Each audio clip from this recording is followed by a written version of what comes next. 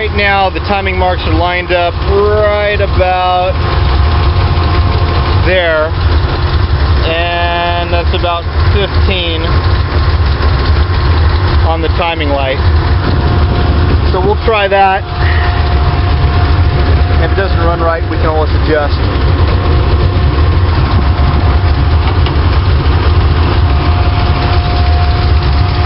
And like that, made sure that that's tight.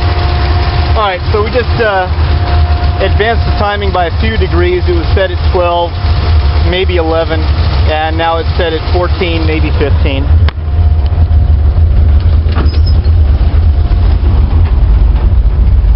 Advancing the timing a few degrees brought our idle up, and now we're idling at around 800. So of course I can bring that down with the idle adjust screw on the carburetor.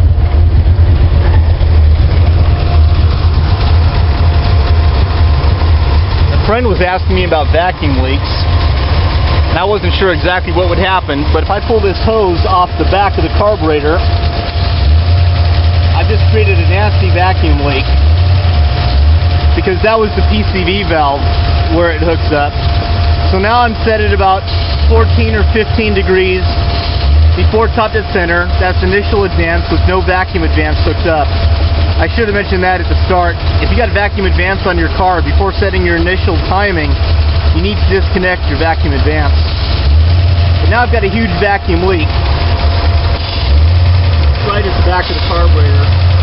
I just plugged it with my finger, and there's the vacuum leak again. And you can see with the vacuum leak,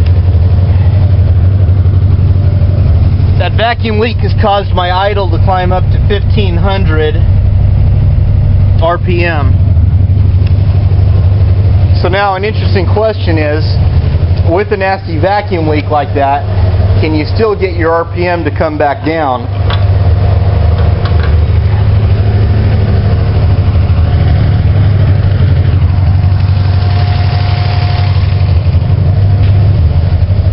Let me see if I can squeeze a stubby flathead in there and find out.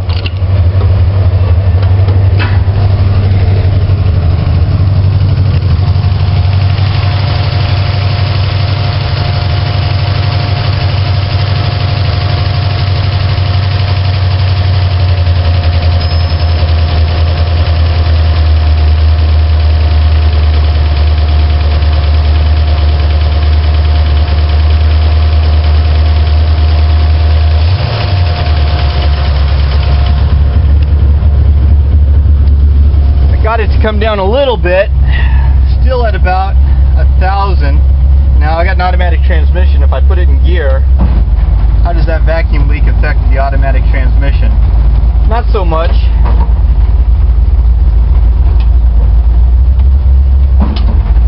There's park, reverse, first gear. So I've got a really nasty vacuum leak right now, and the lowest I can get my idle is, it looks like about 900 right there on the tack. But in park,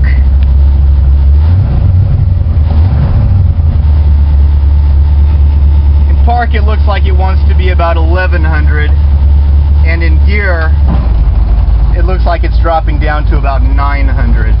So about 1100 to 900 going from park going back down into gear, with my timing set at 15 degrees before top dead center. The camshaft I'm running is the Comp Cam's Extreme Energy, the one for the 460 with, I think, something like 520 thousandths gross valve lift. I know there's several Extreme Energy Comp Cams for the 460, but that's the one I'm running. So not a lot of cam, just a hydraulic flat tappet cam, but a little bit of a camshaft. And a friend of mine is having some issues with his 360, so that's why I'm kind of playing around with this stuff right now. But as far as our goal of making a video of setting initial timing and checking your total timing, I think we've accomplished that. Just remember, you can get a piston stop off eBay, or you can make one.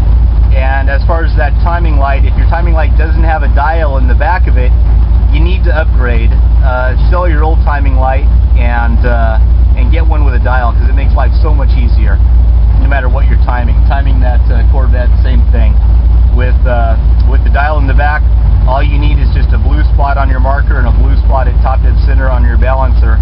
And with those two blue spots, that's all you need. Everything else you're just going to dial in with your timing light, which is nice because it means you don't need to scrutinize those factory timing marks that are sometimes hard to read.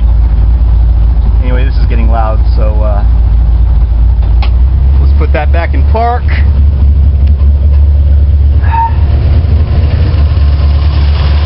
Let's hook this hose back up for our PCV.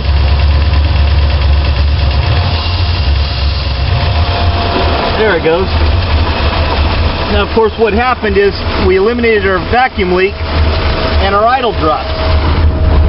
Now, with the vacuum leak gone, we're idling at about 400. And the reason the idle dropped that far is, of course, because I got in here with my stubby screwdriver and I had brought the idle back as far as I could. We're not even doing anything yet. Still taking it up. Okay, right there, I'm starting to open up the throttle. And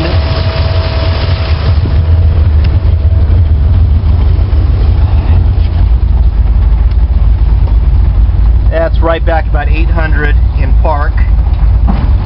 And it's about 700, I suppose, in gear. So there's park, and there's gear, there's drive, and oh, I don't know, 700, 750, something like that. And there's park again. Yeah, and that's fine. Maybe a little bit high. We'll see if it diesels. And then it did not diesel. So I'm pretty happy with that. I'm going to end this video right there. And if anyone has any questions, just get in touch with me through YouTube, and I'll do my best to answer them. Hey, thanks for watching.